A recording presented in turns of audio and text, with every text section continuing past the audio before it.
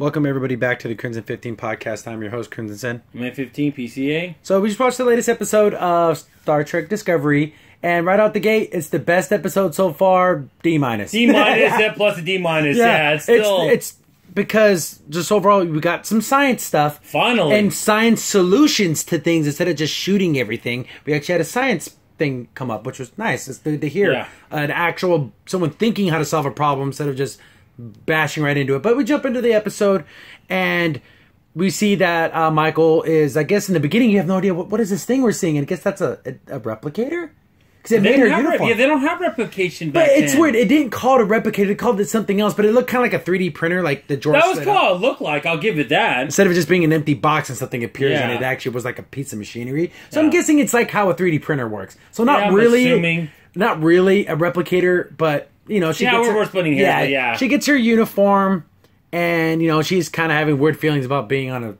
being part of a crew again. Yeah. And she's science over junior grade. Yeah, something like that. So she's in the science engineering type area. Yeah. But then our very special friend shows up, and I forget her name, the redhead. She comes in and it's like, oh, there's like a package for you or something, and it keeps like making noise, like this little like bloop bloop bloop, like every 5 seconds. There's no way to turn it off, by the way. Could you imagine if you got your mail and it just kept making noises till you opened it? Yeah, there should be an off button on it. It's stupid. So she just keeps being awkward. Oh, you were in the shower and I was fully clothed, so I didn't want to go in there. So you're saying if you were naked, you would have went in there? Stop talking. You're so weird. Stop talking. It's not endearing. It's annoying. Yeah. it's also kind of creepy. Yeah. Well, I had all my clothes on. So you're saying if you didn't have your clothes on? Whatever. Why would you say that? It's just odd. It's just... Say that to someone next time if a situation comes up and someone's in the shower and you're talking to them like, oh, if I had my clothes off, I would have went in there. This is like your boyfriend or something. Yeah, or girlfriend or your significant other. Yeah. It's just a weird thing to say. Yeah. But I guess this package was from the captain of the... Oh, what was it called? The Sinjo? Sinjo, is that what it was called? She basically had that was in her will. When I die, this package is to be delivered to Michael Burnham. Yeah.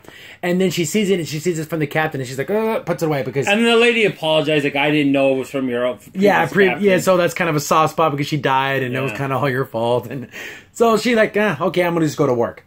She gets in the elevator, and our alien friend sees her in a Starfleet uniform, and he's thinking... What? Literally, the captain did not tell his first officer what he was doing that he's on the ship. I just can't believe that. Especially someone with the past that they have together. And what she did on the Sinjo. It's insane. So it was just an appointment. I'm the captain. I make all the calls, and I don't tell my first officer. Yeah. So he's his little...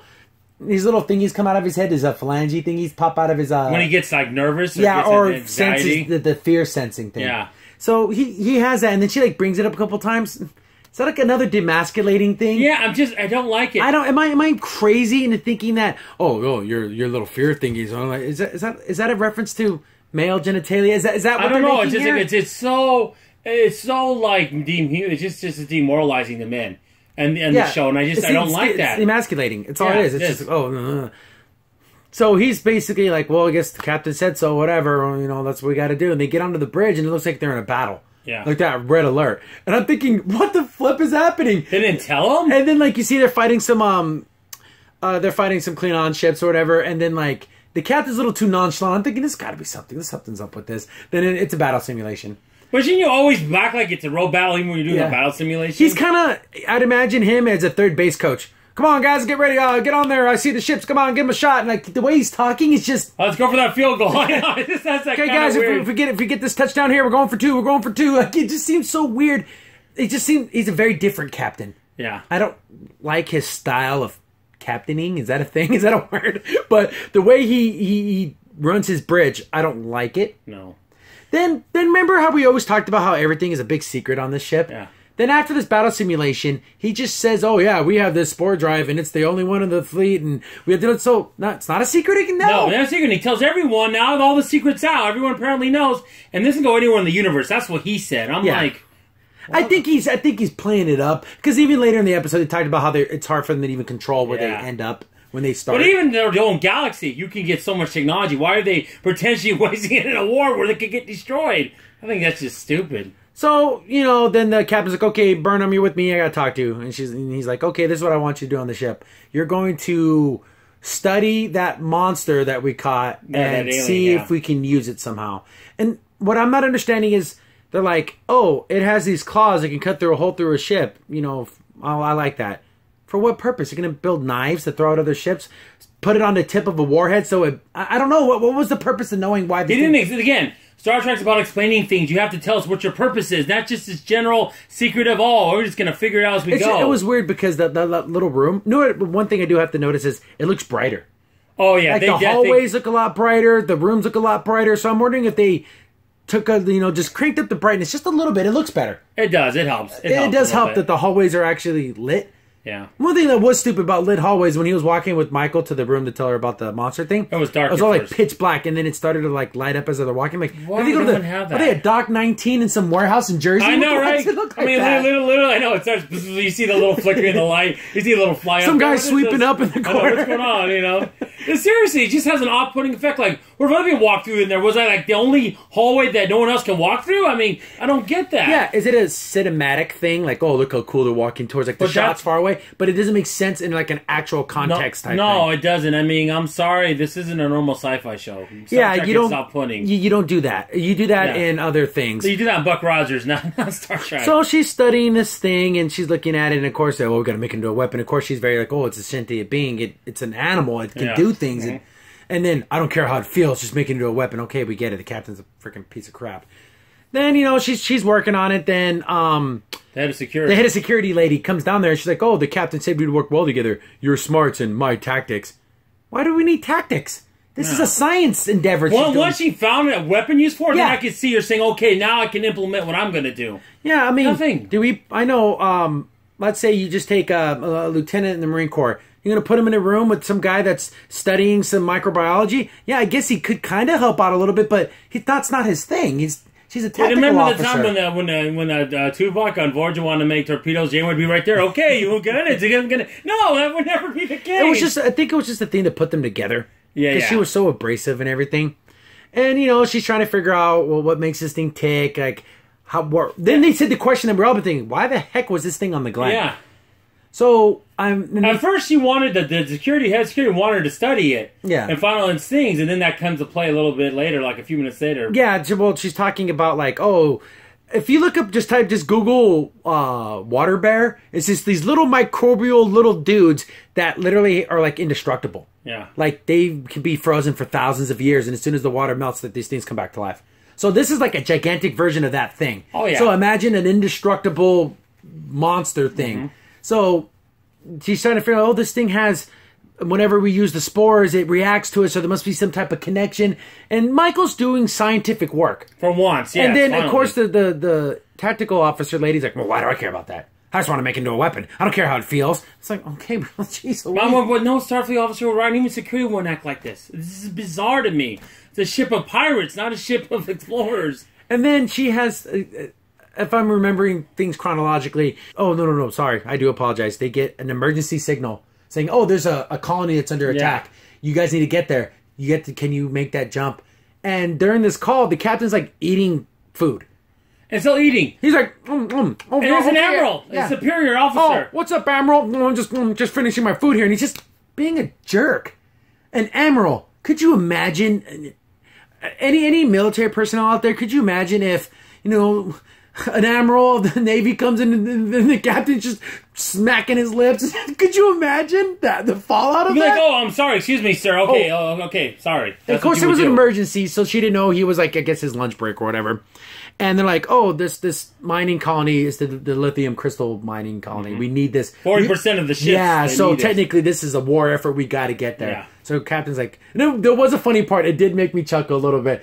And the Admiral's like, is the sport drive ready? And he's like, we're ready as soon as you need it. And it cuts right to the next scene. And the engineer guy's like, we're not ready. So that was a little funny. That was a little funny. I'll give you that. That was a little funny.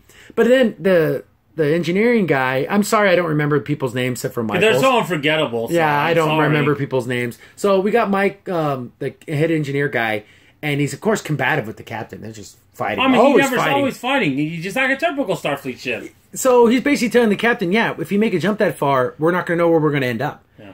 Technically, we can go that far, but the further we go, the less likely I'm going to figure out where we're going to land. It gets more chaotic. Yeah. So they're using some of the technology they got off the Glenn, and it's like incomplete. Yeah. Then I even said it out loud. A good thing they destroyed it. Good thing they didn't savage every single piece of everything off of it. That's an experimental ship. Why did they destroy it? It made no sense. Yeah. You saved the creature, but you destroyed the ship. That didn't make any sense. Was there any tactical reason to destroy it?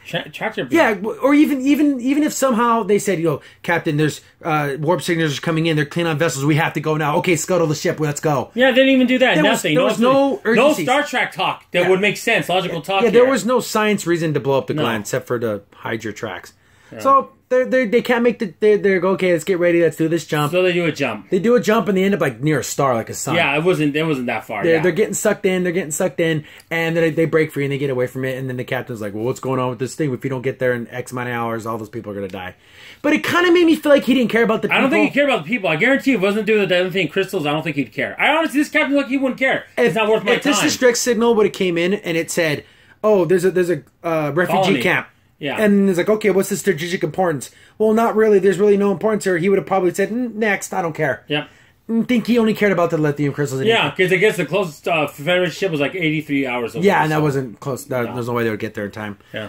So when they made that first spore jump, the creature reacted to it. Like right before they did the jump, it was like freaking out. So that's when Michael starts figuring out, hey, there's a connection between this monster thing and the spore drive. Out of all the episodes, this is the one where Michael gets a little bit more likable. Yeah, and that's so because stern. she was constantly doing science work. Yeah, she wasn't really interacting with people. That's what made it better. Yeah, maybe that's it. Except for when she was interacting with her friend in the elevator and making fun of his fear phalanges. Which is really weird. I don't get that. That's she had to emasculate one person in this episode.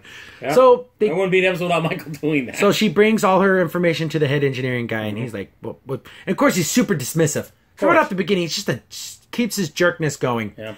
And there's an interesting member before that he broke his nose. Oh yeah, like he bounced his head because then when he got into the star, he like bounced his head off the freaking console, which I laughed. It's like how that jerk just and he goes to the sick bay, and they said he fractured his skull. That's what the doctor said. Fractured his skull? I didn't look like that hard of a hit to do that. And then the doctor is being a jerk to him. Everyone's a jerk. There's not a single nice person except for our girl with the red hair. That's the only person who seems to be a nice person, but she's kind of really odd. So then you have them come talking crap, and then because you do bring that up, because I forgot, because him and the captain have this big giant argument about, see, I told you so, it doesn't work right. Yeah.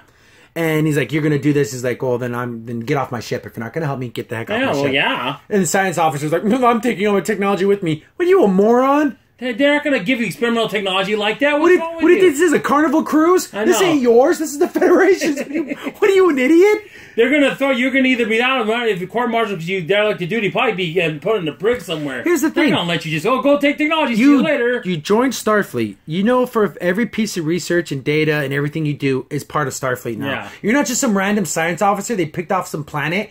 And you're just that's not part of the Federation. Yeah, I didn't sign up for this. No. You joined Starfleet. I know you wanted to be a science person in Starfleet, but if war breaks out, you're. That's what happens when any organization like that has any kind of exploration / military presence. If you go to war, you have to go to war, and that's that. So the captain's like, "What are you, stupid? We're not gonna let you take your stuff." Yeah. And then of course, he's like, "Are you going to?" Then he kind of plays that emotional card on him. All those people they're going to die without your help or whatever. But I truly honestly think the captain doesn't give a crap about the people. I think he's using it to get, again, the crystals. I'm sorry. Then he does a very un-captain thing when he puts on the comm. Oh, yeah. Then he's like, go open up a channel to the comms. And it takes the computer like 3 seconds to do it. Yeah. They can do all these mass calculations, but it takes like a minute to set up the intercom system. The mercy of the people that are dying. Oh, play the message. So you hear like little kids, "Mommy, are you going to be safe?" Okay. Then they go around and find the kids, get them to it's so weird. It just doesn't make any sense. I don't know. I understand he's trying to show the ship the urgency. These are Starfleet officers. They know what the mission is. They know what they have to do. They don't need motivation. for doing things. This would have been Captain Crimson Sin would have been open a channel, wide all channels. This is Captain blah blah blah. There is no failure here. If we do not get there, all those miners and their families will be dead. All the women, all the children, every worker dead, and we will lose. Besides use emotional tug strings, what else are you going to say? Yeah, I'm just saying, but you, from a sense of authority, and I'm your captain, this is what we're going to do, instead of using the screams of children. Yeah, using emotional blackmail to get there, but every time, besides out of that, every time we talked about in the episode, we got to save the crystals, He didn't care about the people. Yeah, so it just seemed super weird. I guess he knows when to hold them, when to fold them, and when to walk away. And I guess, because that's what a Starfleet captain would exactly act like. So she has the bright idea of like, oh, she gets like this plasma rifle off the wall, and then some knife. Yeah, and then like a knife. She's gonna go Turok on this thing, and she wants to take its claw to figure out what they need. Michael's like, "What are you doing?" She's like, "Oh, set a sedative in that room, and I'm gonna chop his claw off so you can learn how to make it into a weapon." But it would just be like a stabbing weapon. I don't know. First of all, she can still study it. Why would she need the claw itself? Couldn't they extract some of its DNA or something? And this ship's pretty advanced. It has all the kinds of things. Oh, it also reminds me of the beginning of the episode. Michael's looking in the mirror and it's a hologram mirror. Oh, that was a stupid. Yeah, that's like, I said, why would they have that? It's just a weird thing. It's like the whole clothes replicator thing. Yeah. It's just a weird thing of like, oh, look what we can do. Yeah, it's odd. So she's like, okay, let's do this thing. Drop the shields. And like up there, we're all thinking, we're like, no, you basically signed your death. But at this point, you know when more people want Orville to be a comedy? That's what I expect Orville if this is going to be a comedy. Something stupid and they get attacked, like something dumb like that. So they drop the shields. Baseballs, I'm telling you. And guess what? It just jumps out and freaking murders her. Yep. It's funny. As soon as the shield dropped, she didn't shoot at it. She like let it jump out. And then it was like clawing at the door. She starts shooting at it. And then it turns around and just rips her up. Oh, yeah. I mean, think Doom.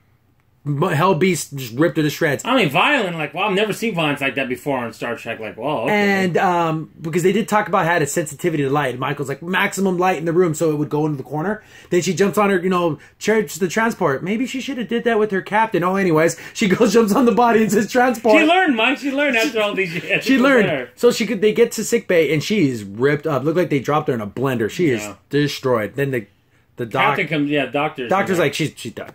Yeah. And then they look like they're blaming Michael. Yeah, Captain was. Yeah. She's his head of security. Was she tell her no? Yeah, and she dropped the shield. Officer. Yeah. It's not like she made her do that. She literally killed herself. Yeah. And then the captain's, don't let her death, make something worth it. Find a way to use this thing. And it's kind of like, well, Captain, this thing just killed your head tactical security officer. And during wartime. She's a moron. Yeah. So, she's like, oh, geez, I guess I'm still working on this thing. And Michael's starting to put the pieces together that this creature and the spores have this connection. So she's like, oh, she asked Redhead to bring her some spores. Yeah. Which she can just take it out of that science room and run down the hall with it. No one saw it. I don't know. Stupid. Gives it to her and she's like, oh, I would have been like, you need to get out of here. Because I'm going to lower the shields and this thing may or may not kill you. So she walks in there nice and slow. It opens up the spores and sees that it's interacting with the spores. I don't know if it was eating them or like symbiotic. Like, yeah, like that. So I guess feeding off its energy. And she's like, oh, these things are working together.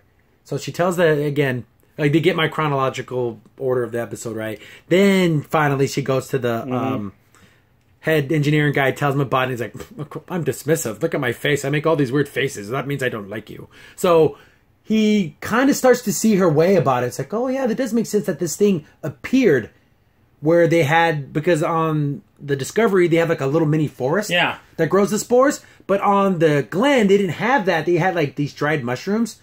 And they had them in like this holding cell thingy, like deep in mass quantities, and that's where that monster thing first appeared. So maybe it was one of those spores, and it just got big, like one of the original bugs. Or yeah, because those micro bug thingies, maybe when they do these jumps, it's because the Glen did multiple jumps. Yeah. So maybe over time it was mutating and changing and affecting the structure. See, that's actually something for once I'm interested in learning about. Something exactly what Star Trek at the core is supposed to be about. The science. So we're starting to learn some more of that. Then he goes, okay.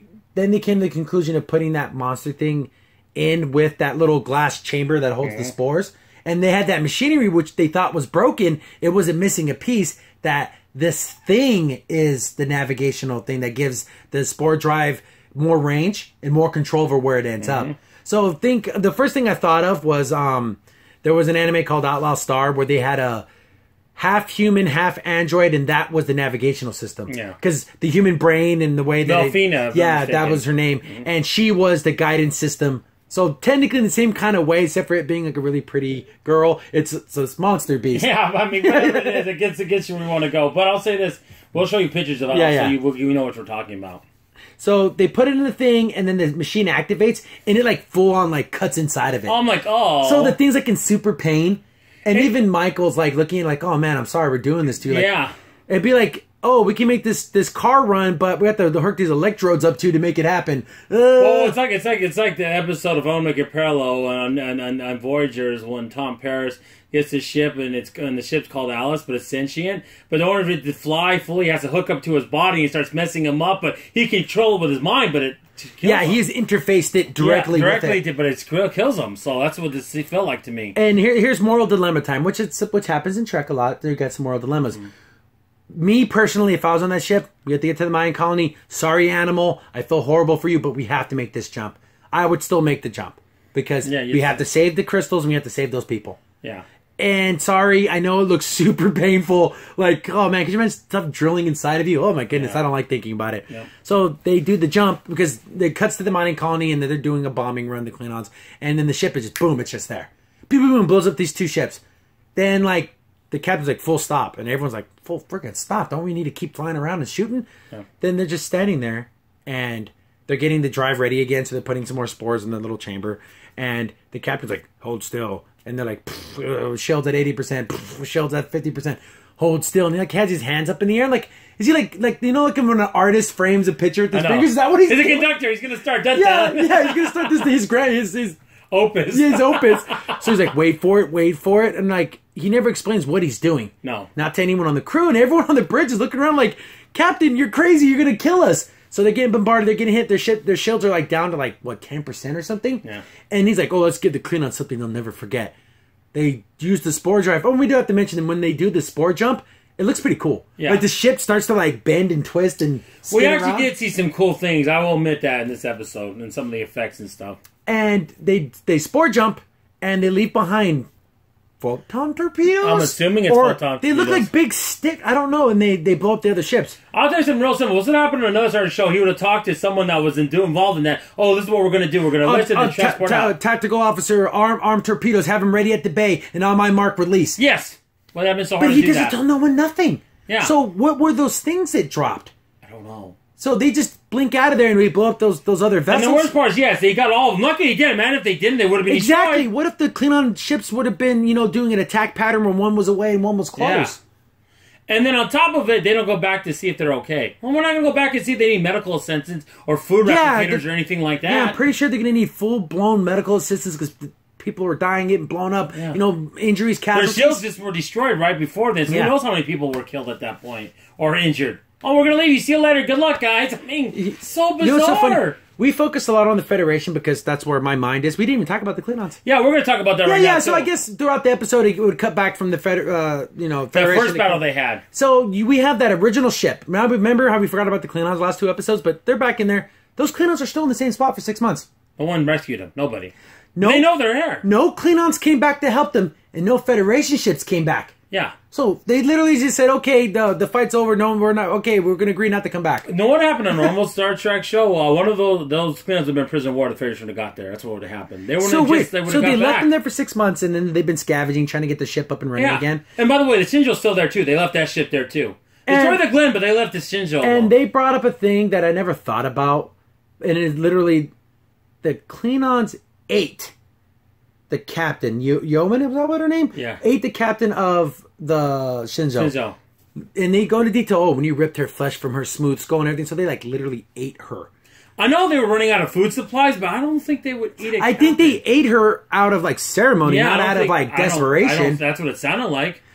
And gross. Exactly. And I'm sick and tired of them speaking Klingon. Speaking English. It's getting annoying. The lady Klingon spoke a little bit better because she doesn't have as much prosthetic makeup and stuff.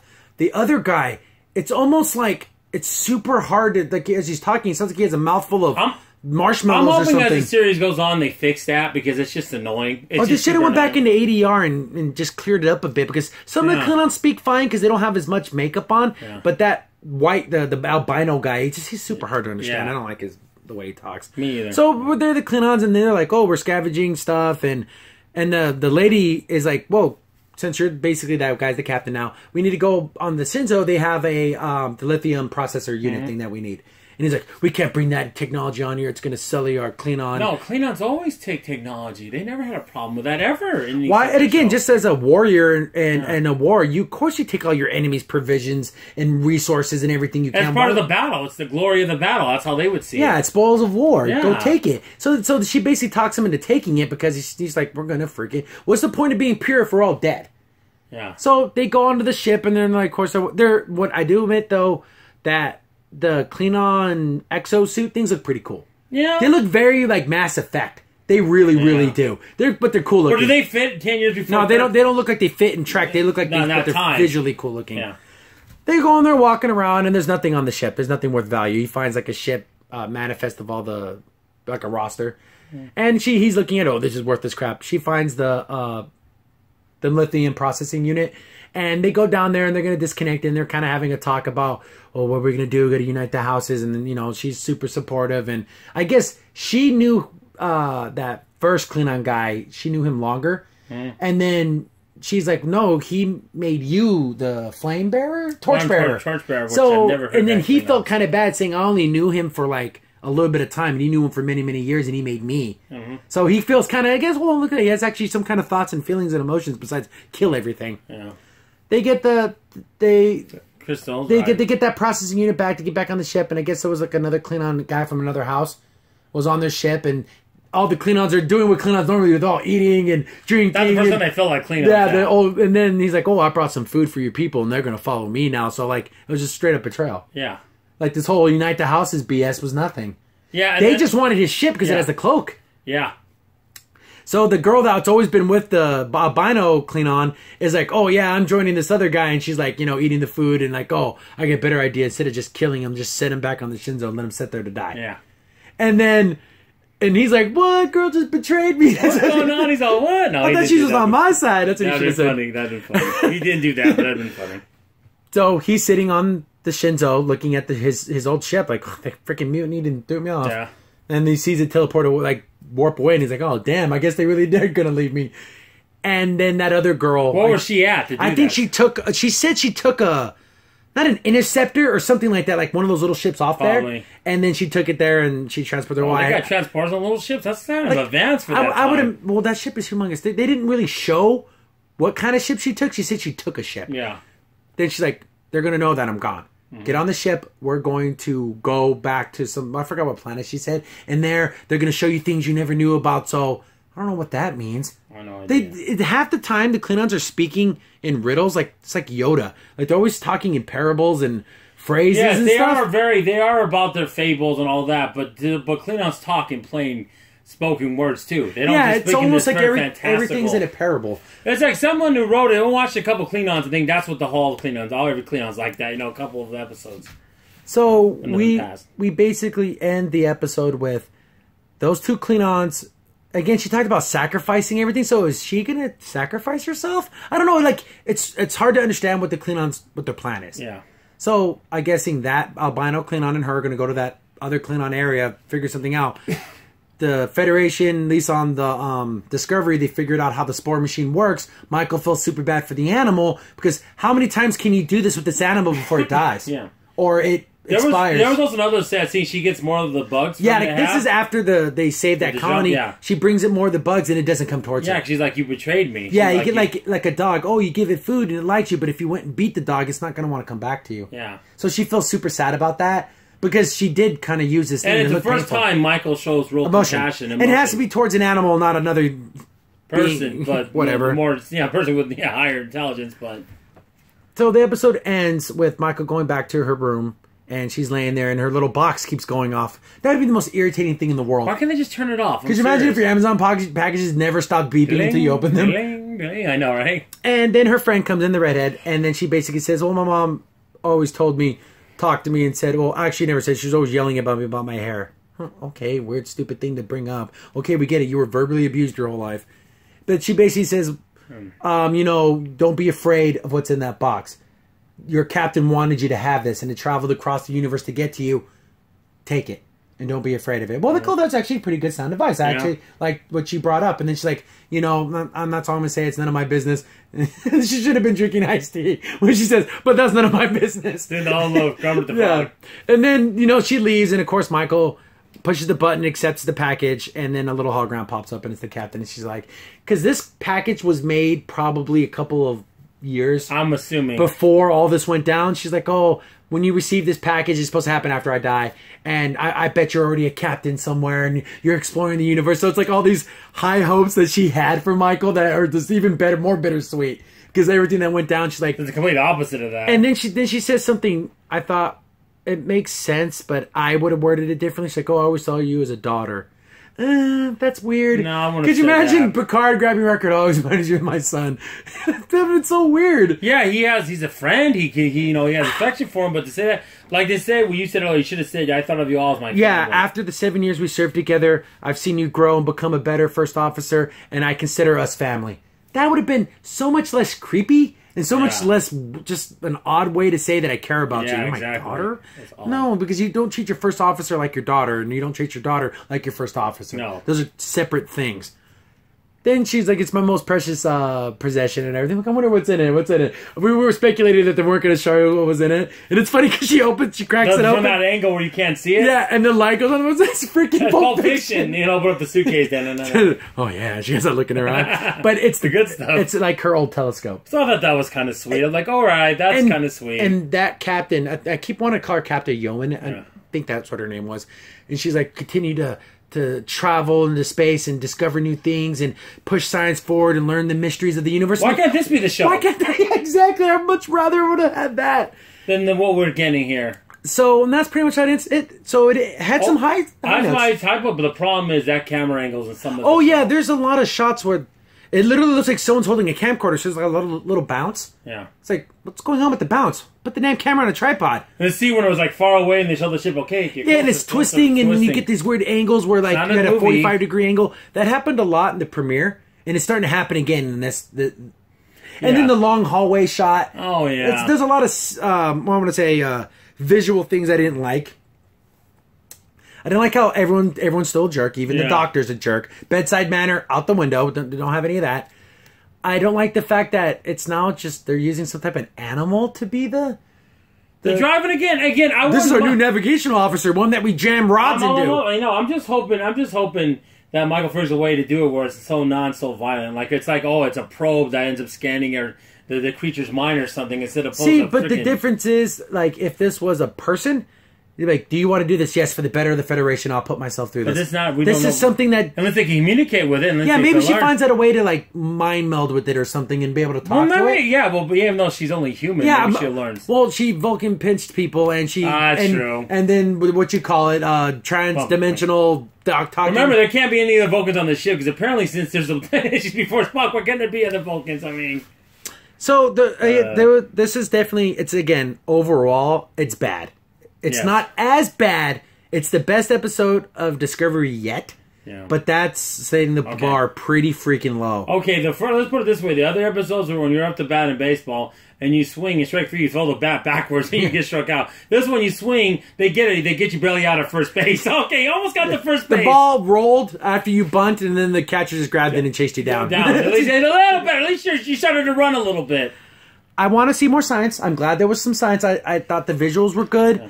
I still think the captain is a bad guy. Yeah, I don't like his intentions. I don't know what's going on with this guy. I didn't necessarily want the tactical officer lady to die, but I don't care that she died because she literally killed herself. I mean, it's the first time I can literally say I didn't care a Starfleet officer died. Like a bridge commanding person. Officer, yeah. Usually it's traumatic. Oh my goodness, because it's usually later in the series. I like the way that the doctor bounced his head off that console. That was funny. I put that on an endless loop of him bouncing his head off that thing. And for being a jerk. And one time, I remember, and in this episode, I couldn't wait for like 4 minutes. When she was explaining to the engineer basically about all this connection, and he started agreeing, talking like, my goodness, I felt like I'm listening to a real Star Trek show again. No, like, could you? This animosity. It kind of reminded me of a scene of like, Geordi's working on something, and then like, another, like Data comes in. I finished calculating those things, and I came up with a hypothesis, and then Geordi's like, yeah, I'm starting to get. That's what I want. More of that. That felt for a moment, for about 30, 40 seconds, it felt real. Like a Star Trek episode. Like a real Trek episode with real science answers and real ways of figuring things out. Oh, you're stupid. You don't know what you're talking about, traitor. Okay, we get it. And so there was little parts that we liked. Like, I can't believe, a lot of people were telling us this episode was just as bad as the other. I think it's bad. It's the best episode But again, we're talking D- to F+ people. We're not talking that much better. And that's the thing. I never intended this to be let's go roast the show in every episode. This is our honest, true opinions, and this honestly made me think, that wasn't as bad. Still a D+, D-, but it's. I mean, I want them to grow and build upon this episode, because if it starts going back, and again, I can't dismiss all those weird things, like when she was on the elevator with her former first officer guy, or third in command, and the way she kept talking about his little, So odd. It was very demasculating. It's almost like, your little fear thingies pop out. It's like, are you making fun of his junk? Literally, that is his race. That's kind of racist. Yeah, you're being alienist. I know, right? Xenophobic, like, seriously? And then there was, again, I don't want to comment on this because I can't say for sure, but the whole, it's only aggressive because you're aggressive. Like, what kind of political message are they trying to make a political message with that? I don't want to say it, but the way this series is going, you can't count it out. It's only defending itself. If you weren't so aggressive towards it, maybe you would understand. It's almost like here's the thing about Star Trek. Yeah, so they have episodes where there was social commentary, but it was outside the Federation and other alien races that haven't resolved their problems. That's how they would tell a social commentary, not the Federation itself. So I don't necessarily hate. Again, I can't say I love this episode. This is great, but it had at least signs that this was a Trek show. Little lights and little, like, the heartbeat of a Trek show. I can't tell you that last 30, 40 seconds, I started to now almost smile like, my goodness, why can't the whole show be like that? I know. Talking science stuff. Let's figure things out together. We're at this world. Let's try to get out of it. No, it's all just, I'm going to take my stuff, Captain. Oh, you're going to do this. I mean, it's like... And the way that another thing we brought up, because they're like, the spore drive is ready to go and everything, and like it's on your word, Captain. Like, what's going to be his phrase? It's going to be engaged. Make terrible. It so. Go. Well, go! That's not cool. You gotta say something cool. You gotta be like, the make it so, engage, ignite or something. Yeah. Something that has a little more resonance. I don't know, just off the top of my head, but just go. Let's go. Yeah. How about even let's go would have been better than that? I was always preferred, like, make it so number one. Like, I just like, I don't know. I just, little things like that, I'm like, I felt kind of... I know, that would have been nice. So, again, overall... a better effort. I don't want to say it's a better effort than the other episodes did at trying to be an actual Trek show. Well, the funny thing about it, though, when you think about it, is that this would still be the worst Orville show. Oh, yeah. It'd still be the worst episode. If this was an episode on Deep Space Nine about some random shit that showed up, this would be one of the worst episodes. Yeah. This... But at least you can say it's slightly better. There was moments like, why can't we have a juxtaposition where there was more moments of Trek and then a couple of moments of things that didn't make sense. No, but it's the other way around. Yeah. It's completely the other way around. Again, I can't say that... I don't want to say that I'm looking forward to the next episode, but I kind of want to know... There's some questions I want to be answered now. I want to know the science stuff. Yeah. I don't want to care about anything else. I just want to know about how this thing really interacts with the spores and what happens to where they lose this technology. Something has to happen at the end of the series where this technology... Maybe they figure out the only way to make it work is to basically sacrifice these animals, and then they realize... Even if it's a great benefit, we cannot use an animal like this. Why don't think this captain would care? This captain wouldn't care, but maybe Starfleet cares. I don't know. Maybe they do after the war. Maybe they care. I don't know. We're just speculating.